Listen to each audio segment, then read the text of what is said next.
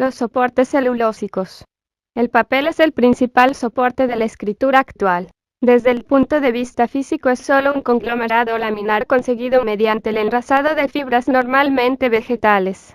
Sus orígenes son muy remotos y su composición y manufactura han ido variando a lo largo de los años, pero manteniendo prácticamente su esencia.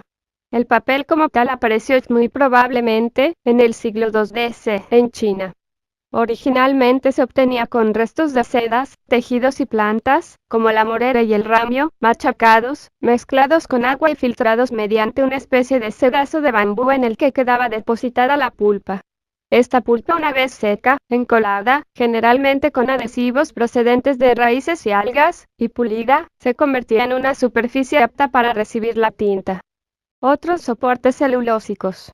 Aunque el papel sea actualmente el soporte escritorio por excelencia, no debemos olvidar materiales característicos de determinadas épocas y culturas que también actuaron como soporte de la escritura.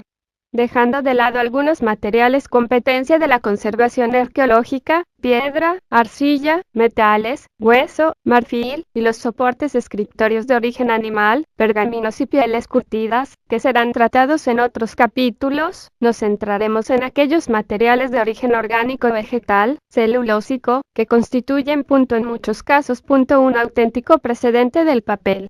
El primer soporte celulósico de la escritura fueron, probablemente, por su fácil adquisición, las cortezas de los árboles. Entre estos soportes encontramos las hojas de palmera, típicas de la cultura hindú hasta el siglo XV, las cañas de bambú, de la cultura china, 500 AC, siglo X, y las tabletas de madera que, enceradas o estucadas, fueron empleadas en el mundo romano y en Egipto desde el siglo V AC, hasta traspasar la era cristiana. El papiro. El Papyrus Cyperus papyrus es un vegetal de la familia de las ciperáceas que crecía espontánea y abundantemente al borde de las corrientes de agua de algunas regiones, actualmente en extinción.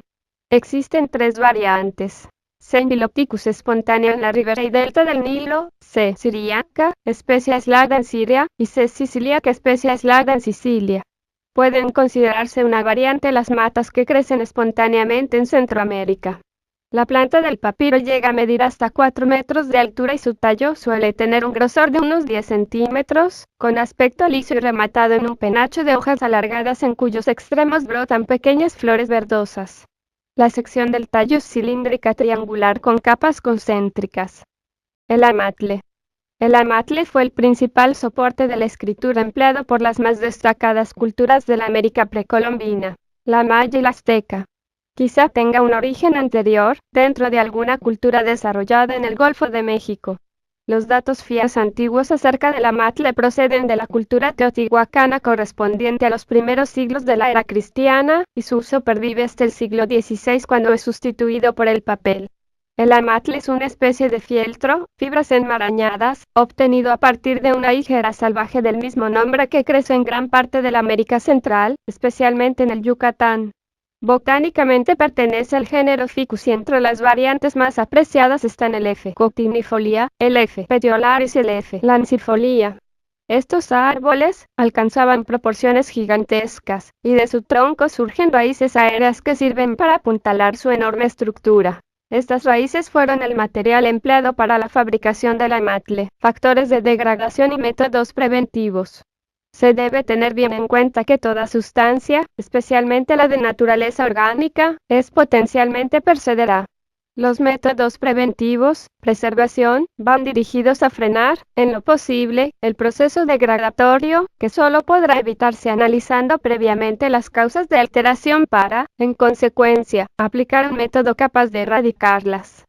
La preservación es tarea prioritaria en la conservación, e incluso, aunque se restaure, es necesario insistir en los tratamientos preventivos para evitar futuros daños. Atendiendo al origen de las causas, se puede hablar de causas extrínsecas, localizadas en el medio y acondicionamiento de los documentos, e intrínsecas, derivadas de los materiales que los conforman y estructuran. Técnicas de restauración. Materiales y procedimientos. Nunca podremos generalizar ni establecer principios inamovibles acerca de las técnicas de restauración, tanto de materiales celulósicos como de cualquier otro material, pues cada documento, según sus circunstancias específicas y su problemática particular, necesita un tratamiento u otro. pero tampoco podríamos hablar de un método científico técnico si no existiese un modelo teórico con una metodología que agrupe y coordine todas las fases aplicables a la restauración de una obra. Control. La restauración se inicia con la apertura de un expediente o informe que acompañará a la obra durante todo el proceso, y con la inscripción en un libro de registro con su historial, procedencia y datos necesarios para su identificación. El expediente puede realizarse abreviado, en forma de ficha estandarizada, donde se anote tanto las características del documento como su estado de conservación y los procedimientos y productos empleados en el tratamiento. Estas fichas, que comenzarán rellenándose en esta fase, se irán completando a lo largo del proceso restaurador y finalizado este, se incluirán las recomendaciones complementarias para la futura conservación. Examen material.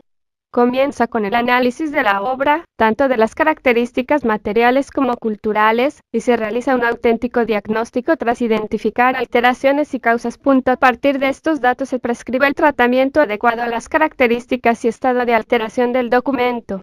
El análisis se realiza con la ayuda de las ciencias aplicadas a la restauración, que dictaminan, por medio de las correspondientes pruebas físicas, químicas y biológicas, la naturaleza y el estado de conservación de la obra. Fotografía.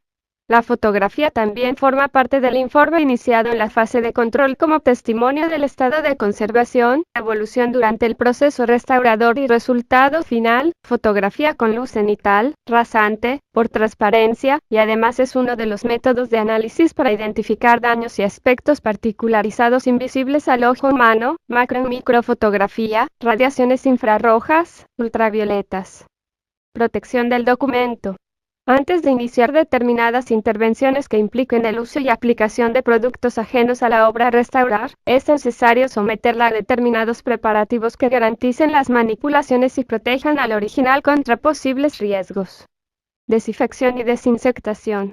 En principio, se haya detectado o no la presencia de alteraciones debidas a la acción de factores biológicos, se ha de proceder siempre a la desinsectación y desinfección de toda pieza que entre en el laboratorio de restauración. Para prevenir contagios. Limpieza.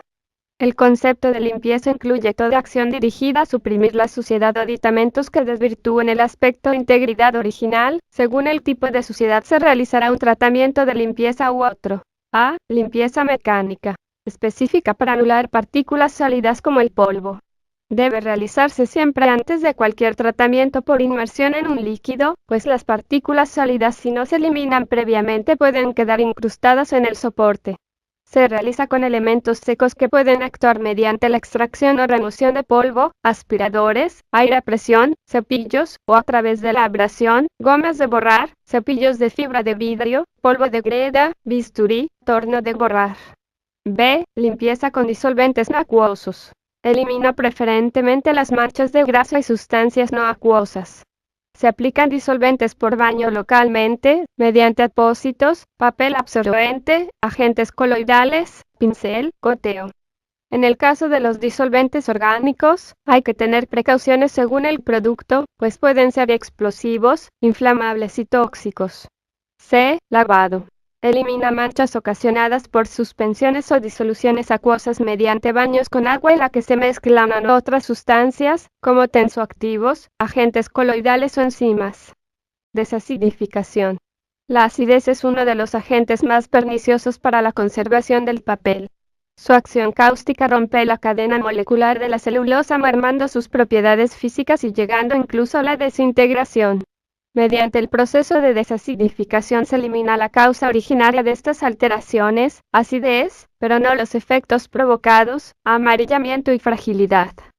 Blanqueo. El blanqueo supone la eliminación del color de una mancha o del amarillamiento general de un documento, pero no la desaparición de la sustancia que lo ocasiona. No debe considerarse como un método absoluto de limpieza, sino como un tratamiento estético. Estabilización higroscópica.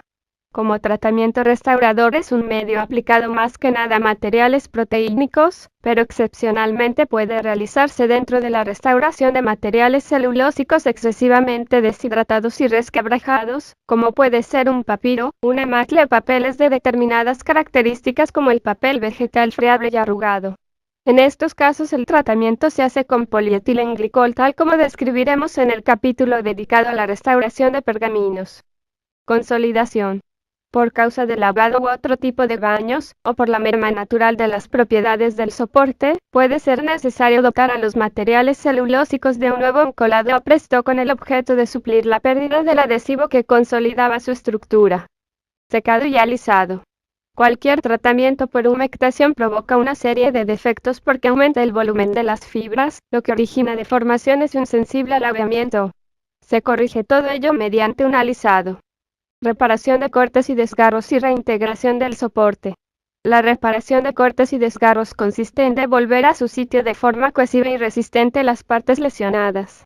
Se pegan las roturas con un adhesivo, por ejemplo metilcelulosa con un poco de acetato de polivinilo, véase tabla 4, aprovechando para tal fin las pestañas, o si no las hubiera, reforzando la zona deteriorada con papel tisú transparente o de mayor grosor según el documento. Laminación. La laminación consiste en adherir a una o ambas caras del documento un refuerzo que proporciona la consistencia necesaria para su mejor manejo y conservación. Este recubrimiento debe poseer un mínimo de grosor y un máximo de transparencia, salvo en aquellas obras que, por carecer de grafía en el reverso, admiten en esta cara refuerzos opacos más consistentes. Encapsulado. Una alternativa a la laminación es el encapsulado. Sistema protector de documentos que presentan fragilidad y medio preferente de protección ante traslados, exposiciones o como método para conservar definitivamente obras planas, grabados, dibujos, etc. Consiste en instalar el documento entre dos láminas transparentes que una vez precintadas en sus 4 laterales, actúa a modo de contenedor plano, proporciona consistencia al documento y además lo independiza de factores externos de agresión. El documento permanece sin ningún tipo de sujeción en el interior de la cápsula cuyas dimensiones interiores se ajustan a las de la obra para evitar desplazamientos o movimientos que podrían dañarla.